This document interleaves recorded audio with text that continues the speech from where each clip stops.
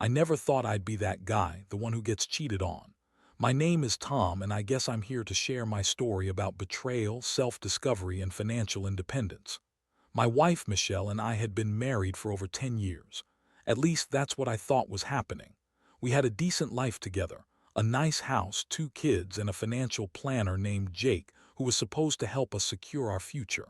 But it turns out Jake had other plans. Looking back, there were signs, but I was either too naive or too busy to notice them. Michelle had always been a bit self-centered, but her recent behavior was particularly alarming. She started spending more time working late or going out with friends. I trusted her, of course. I was focused on my job and the kids, but the late-night texts and the sudden need for privacy. Yeah, that should have raised red flags. I remember the day it all fell apart. I was home early from work, planning to surprise Michelle with her favorite takeout, hoping to reconnect after a rough couple of weeks. As I walked into the living room, I noticed her phone vibrating on the coffee table. A message popped up from Jake, our financial planner. The text was innocuous enough, just a work-related question, but my gut twisted in a way it never had before. I picked up her phone, intending to leave it where it was, but something compelled me to read it just a bit more closely. My heart pounded in my chest as I scrolled through their conversation. It was flirty, filled with innuendos that made me sick to my stomach. They were planning to meet up for drinks, a planning session, she said, but that was clearly a lie. I felt my blood run cold. I put the phone back down and tried to breathe normally, but my mind was racing. I confronted her that night. "So what was that about you and Jake?" I asked, trying to keep my voice steady. I didn't want to show her how much her betrayal was cutting into me already. She laughed it off at first, a high-pitched, nervous laugh that made my skin crawl. "What do you mean, Tom? He's just helping us with our investments." I pressed further, and the more I pushed, the more defensive she got. "Don't act like I'm stupid, Michelle. I saw the texts. You two are clearly more than just business partners." Her eyes widened, and for a moment I thought I'd broken through the facade, but she quickly switched gears, throwing accusations back at me for being paranoid. "You're always working. I need someone who understands me, Tom." It felt like a slap in the face. Who was this woman? I thought I knew her. I thought we were partners. But all she could do was play the victim, and I was left standing there, feeling utterly defeated. The emotional impact of that confrontation hit me hard.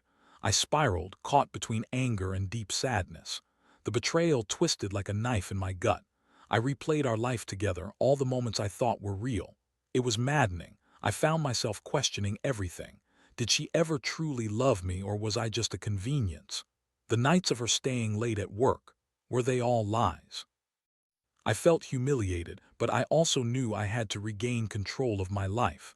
I wasn't going to wallow in self-pity. I sensed this was a turning point, and I had to make a decision about how I wanted to move forward. The idea of confronting the financial mess she had drawn me into made me angry, but it also sparked something in me. I had always been the one to let her handle the finances. I trusted her skills, but now I felt like I had to take a stand. I couldn't let her betrayal sink me. Instead, I would rise from it. I'd take control of my wealth and my future. As I mulled over my options, one thing was clear. I needed a plan, and I needed to protect myself and my children. In the days that followed, I fell into a strange routine. I was a walking contradiction, going through the motions of life while my mind was consumed with thoughts of Michelle's infidelity. I dropped the kids off at school, pretended to listen to my coworkers at the office, and forced myself to engage in conversation with Michelle when necessary. But inside, I was plotting my next moves, both for my emotional healing and my financial security.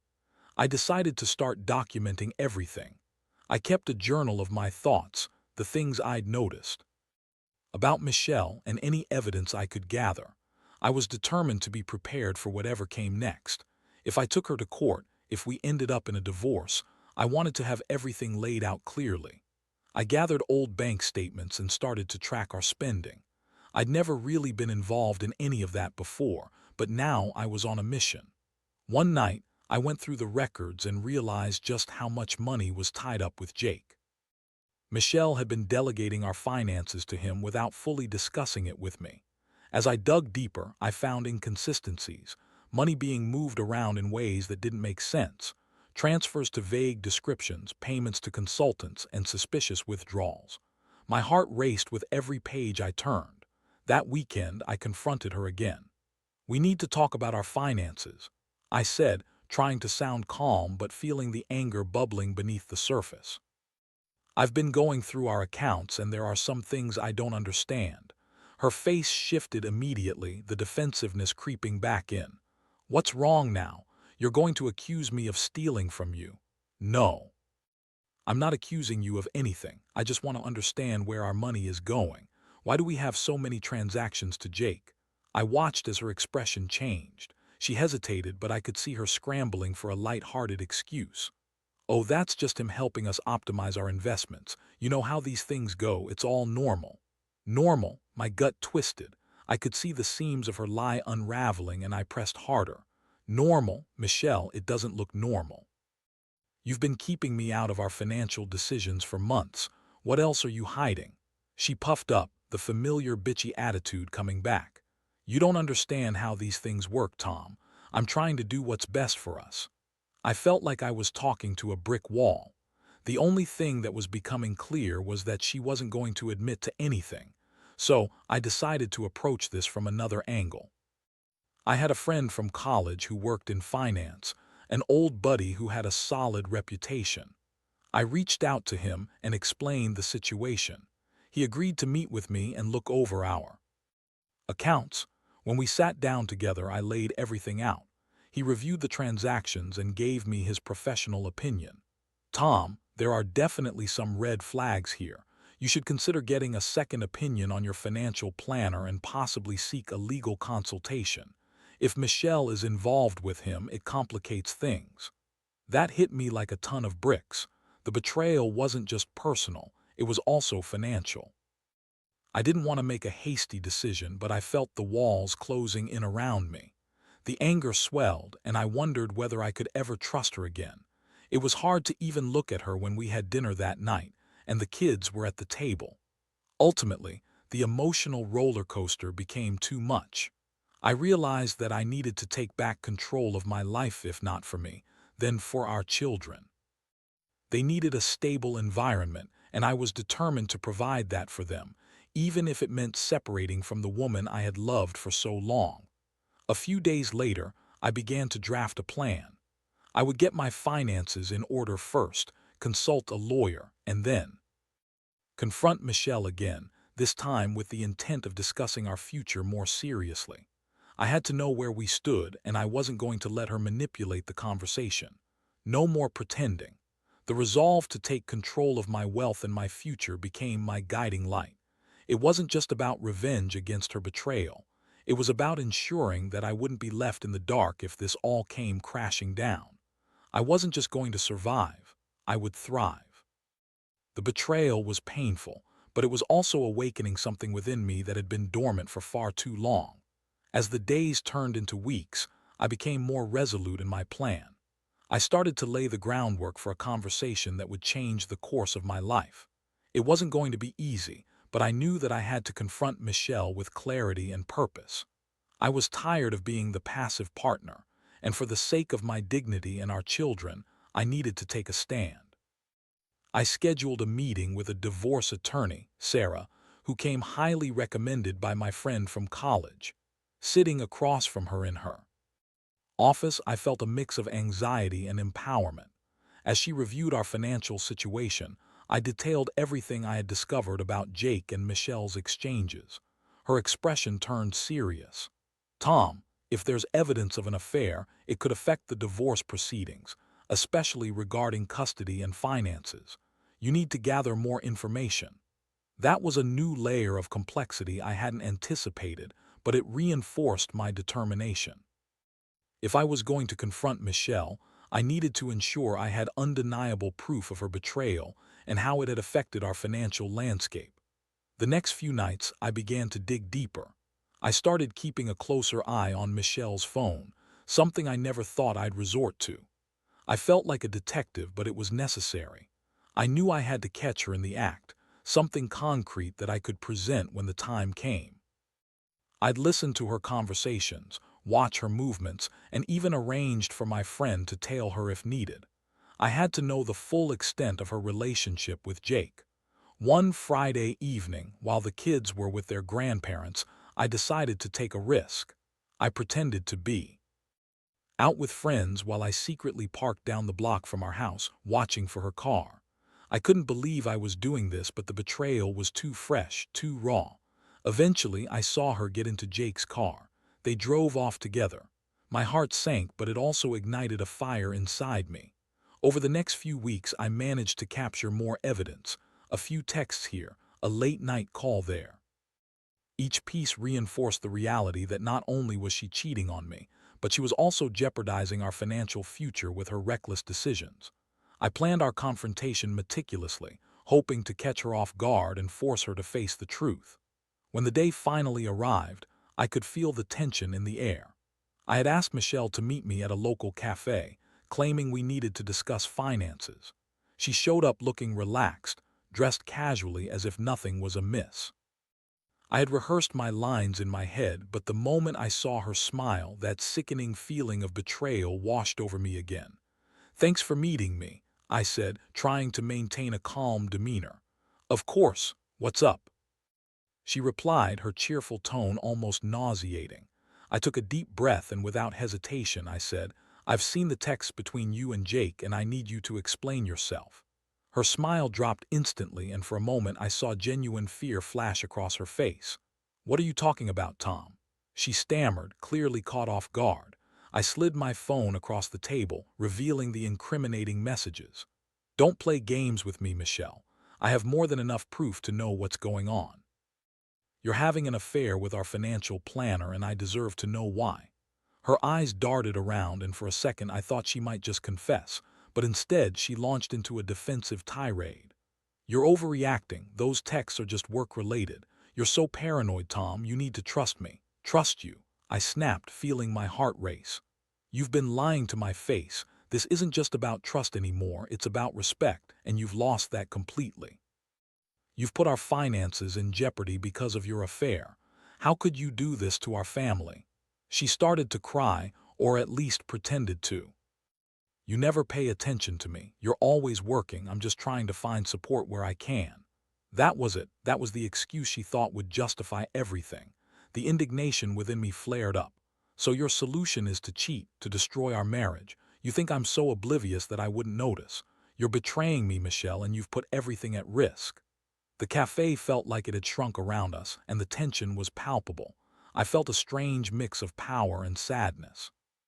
I was finally standing up for myself, but at what cost? This was a woman I had loved deeply, and here we were, tearing each other apart in public. "Tom, please," she pleaded. "I didn't mean for it to go this far. I feel lost." "You feel lost," I replied, incredulous. "You've been dragging me down with you. How can you expect me to believe anything you say when you've been lying to me for months?" As she continued to cry, I felt my heart breaking, but I knew I had to stay strong. I couldn't let her manipulation pull me back into the cycle of denial. I had made my decision. I wasn't going to let her lies and deceit control my life any longer. "Here's the deal, Michelle," I said, my voice steady. "I'm consulting a lawyer and I'm taking control of our finances. I will not be a victim any longer. Our marriage is over. It's time to face the consequences of your actions." With that, I stood up and walked out, leaving her behind in a haze of her own making. I had taken a stand, but the weight of it all felt heavy on my shoulders. I wasn't sure what the future would hold, but I knew one thing. I was ready to face it, no matter how difficult it might be. Walking away from that cafe, a mix of relief and dread washed over me. I had finally confronted Michelle and laid bare the truth, but it was painful to see the facade of our life crumble right in front of me. The drive home felt like an out-of-body experience. I was numb, yet every moment was a reminder of what was lost and what I was willing to fight for. The kids were with their grandparents, and I felt a twinge of guilt for bringing this upheaval into their lives. I wanted to shield them from the fallout of our broken marriage, but I also knew that staying in a broken relationship would be a disservice to them. My priorities shifted. I needed to focus on creating a stable environment for them while navigating this chaotic storm. That evening, I met with Sarah, my attorney. I laid out everything that had happened since our last meeting, from my confrontation with Michelle to the evidence I had gathered about her affair. "You have a solid case, Tom," she said, her tone reassuring. "Given the circumstances, we can potentially secure favorable terms for you, especially regarding child custody and financial arrangements." Hearing that gave me a sense of empowerment. I wasn't just a man scorned. I was a father looking to protect his children and reclaim his life. We discussed the logistics of filing for divorce, and I walked out of her office with a sense of purpose. I was ready to take control, but I also knew there would be challenges ahead. That night, I drafted an email to Michelle, asking her to come over for a serious conversation about our next steps. I wanted to discuss the divorce, but I also needed to address the financial issues directly to ensure that we could separate our assets fairly. I was prepared for her to fight me every step of the way, but I was done playing her games. When she arrived the next day, I could see the tension in her face. "You're really going through with this?" she asked, her voice shaky. "Yes, I am. We need to talk about the divorce and how to manage our finances moving forward," I replied, trying to keep my tone steady. "Can't we just work it out? I know I messed up, but I still love you." She was pleading now, and I could see the cracks in her armor. "I can't just ignore what you've done, Michelle. You've hurt me in ways that are irreparable. I need you to understand that." She opened her mouth to protest, but I quickly interjected. "We can't keep pretending everything is fine. Our marriage is built on trust, and you've shattered that completely." I presented her with the evidence I had gathered, the financial discrepancies and the text messages. "This is how you've been handling our finances while lying to me. How can I trust you to make decisions for our family when you've been unfaithful and dishonest?" Her expression shifted from anger to despair, and I felt a pang of sympathy, but I couldn't let that stop me. "I'm filing for divorce, Michelle. We need to agree on how to split things fairly. I won't let you drag me down any longer." She sat in silence, tears streaming down her face, and for a moment I felt like I was losing a part of myself. The woman I had loved, the mother of my children, was slipping away, but I had to remind myself that this was her doing. I was finally choosing to prioritize myself and the kids over our fractured relationship. The next few weeks were a blur of paperwork and legal proceedings. I found myself in and out of meetings with Sarah, working to finalize the terms of our divorce. We discussed custody arrangements, financial settlements, and how to best protect the kids. Every conversation brought me closer to realizing my strength and resilience. Michelle's behavior became increasingly erratic. She would text me frantically, sometimes asking for another chance, other times lashing out in anger.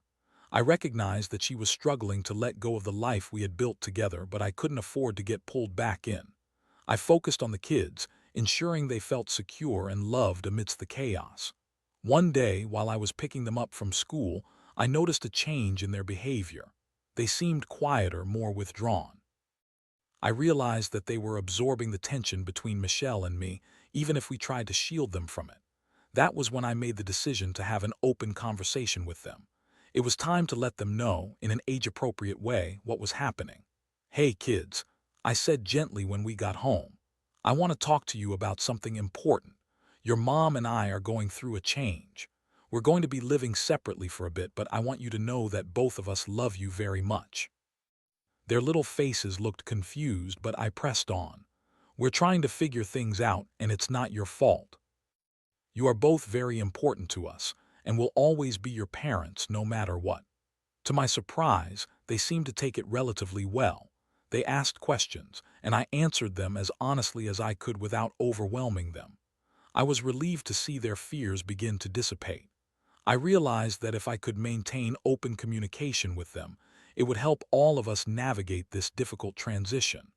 As the legal proceedings continued, I found myself gaining clarity. Each step I took toward finalizing the divorce felt like a weight lifted off my shoulders. I was no longer just the betrayed husband. I was reclaiming my identity and ensuring that my children would have a stable home, even if it looked different from before. In the midst of all this turmoil, I discovered a newfound sense of purpose. I started focusing on my own personal growth, taking on new projects at work, exercising more regularly, and even picking up hobbies I had long abandoned. I realized that while Michelle had taken a significant part of my life away, she hadn't taken my ambition or my drive. If anything, her betrayal ignited a fire in me too. Thrive both personally and financially. As I moved through this painful chapter, I knew one thing for certain. I was ready to face whatever came next, armed with the lessons of betrayal and the strength of my resolve. I was determined to not only survive but to thrive.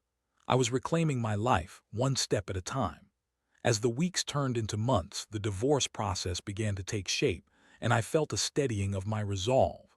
The initial rush of emotions was fading, replaced by a sense of clarity. I was navigating the turbulent waters of separation, and while the journey was often painful, I was also surprised by how liberating it felt to take charge of my life. The kids were adjusting better than I had anticipated. I made it a point to keep our home environment as stable as possible. My evenings were dedicated to them, family game nights, homework help, and cooking their favorite meals. I was determined to show them that while our family structure was changing, my love for them remained unchanged. Michelle, on the other hand, was struggling. The initial shock of the divorce had worn off, and now her desperation was palpable. She would call me frequently, sometimes to discuss the kids, but often to try and rekindle our relationship. "Can't we just go back to the way things were?" she would plead, her voice filled with longing. "I miss us, Tom." Each time I heard her voice, a pang of sadness hit me. She was struggling, but I couldn't let her emotional turmoil sway my decision. "Michelle, we can't go back. You've made choices that have irreparably damaged our marriage. Right now, I need to focus on what's best for the kids." The reality of my situation became more apparent when I received an email from my lawyer detailing the financial settlement. We could separate our assets fairly, but I was still digesting the impact it would have on my future. While I was fighting to protect my wealth, it became clear I would have to recalibrate my lifestyle and expectations. It was on one of those reflective evenings, sitting with a glass of bourbon on my porch, that I began to think about what thriving truly looked like for me. I had spent so many years trying to build a life with Michelle, driven by shared dreams and goals. Now I was on a path to rediscover who I was outside of our marriage. I started exploring new opportunities at work, taking on projects that excited me and ignited my passion. I attended networking events, pushing myself out of my comfort zone. The more engaged I became in my career, the more empowered I felt. It was a stark contrast to the chaos in my personal life, but I needed that balance. One day, while at one of those networking events, I met a woman named Lisa. She was vibrant, confident, and had a wit that made me laugh. We got to talking about our careers and quickly found common ground. As we talked, I felt something I hadn't felt in a long time, an openness to new connections. Lisa didn't know my story. She didn't see me as the guy who had been cheated on. She saw me for who I was now, a man reclaiming his life. After several encounters at different events, we decided to go out for coffee. I was hesitant at first, worried about jumping into anything too soon, but I also understood the importance of opening myself up to new experiences. On that coffee date, we talked for hours. I found myself sharing my journey of healing, the ups and downs of the divorce, and how I was learning to redefine my life. Lisa was supportive, genuinely interested in my story, and I appreciated her perspective. She encouraged me to continue focusing on my growth, reminding me that it was okay to embrace the future instead of dwelling on the past. I left that date feeling lighter, a refreshing change from the heaviness I had been carrying. Meanwhile, the divorce proceedings continued to unfold. My legal team was thorough, and we worked diligently to ensure that everything was handled fairly. During this time, I remained focused on the kids, often reminding myself that they were the priority. I wanted to model for them how to navigate life's challenges with resilience and grace. The last meeting with Michelle was set for finalizing the details of the divorce. I braced myself for the emotional toll it would take. She walked in, her expression guarded, and sat down across from me. "I can't believe it's come to this," she said, her voice barely above a whisper. "Neither can I replied, keeping my tone neutral. "But we both know it's what's best for us now." As we went through the motions of signing the documents, I could feel the weight of our shared history hanging in the air. Every signature felt like a nail in the coffin of our marriage. I thought about the moments we had shared, the laughter, the dreams, and the love. But those memories were now overshadowed by the betrayal. When we finished, I took a moment to look her in the eyes. "I hope you find happiness, Michelle. I truly mean that." She nodded, tears welling up in her eyes. "I'm sorry for everything, Tom. I never wanted to hurt you." "I know," I replied, feeling a strange mix of empathy and resolve. "But it's done now, and we need to move forward." As we walked out of the office, I felt a sense of closure wash over me. It was the end of an era, but it was also the beginning of something new. I was ready to embrace my independence, to forge a new path for myself and my children. The divorce was finalized, and while it was bittersweet, it was also liberating. I was on my way to thriving, not just surviving, and I felt a renewed sense of purpose as I stepped into this new chapter of my life. I was ready to face whatever came next, armed with the lessons of betrayal and the strength of my resolve. My life was mine again, and I was determined to make the most of it. As the dust began to settle from the divorce, I found myself reflecting on how far I had come. The emotional turmoil that had once consumed me was giving way to a newfound clarity and strength. I had embraced my independence, and while the memories of my marriage still lingered, they no longer held the power to dictate my happiness.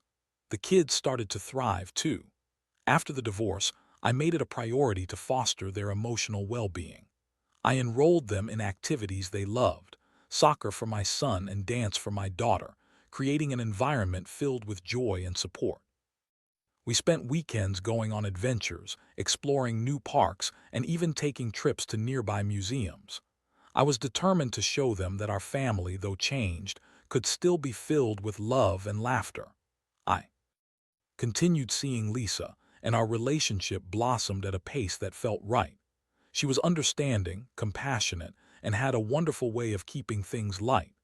With her, I could share my experiences without feeling weighed down by the past. She encouraged me to pursue my passions, and I found myself rediscovering hobbies I had long forgotten.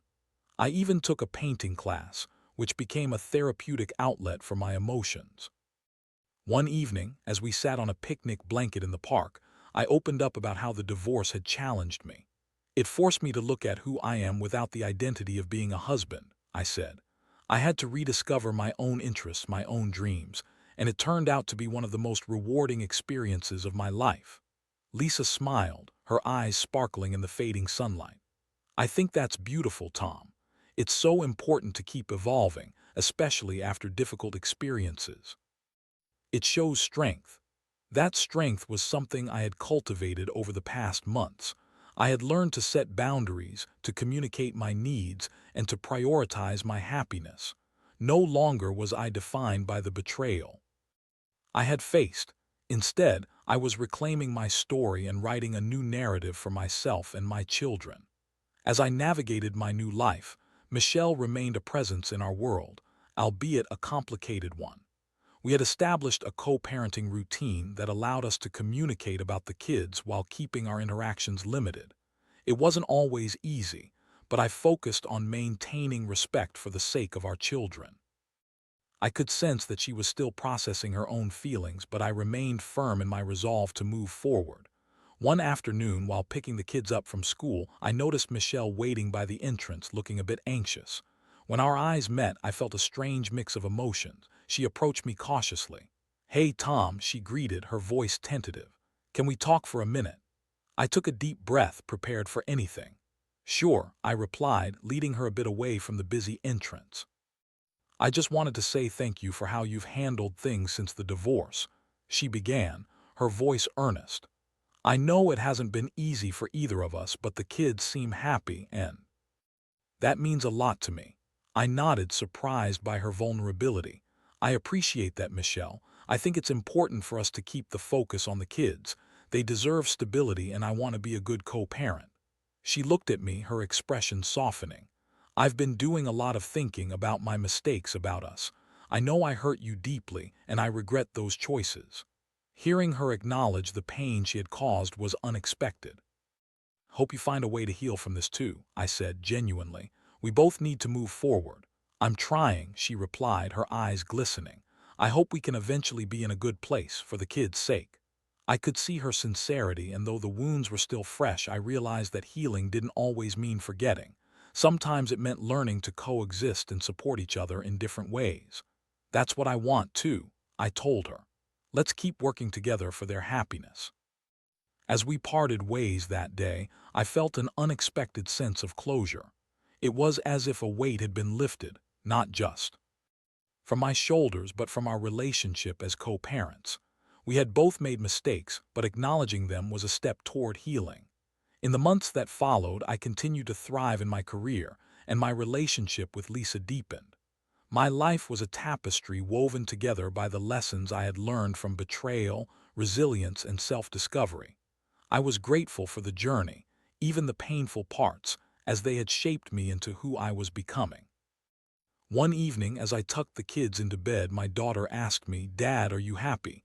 Her question cut straight to my heart. I paused, reflecting on all that had transpired. "I am, sweetheart," I replied honestly. "I'm happy because I've learned to take care of myself, and that makes me a better dad for you both." Their faces lit up with relief and joy.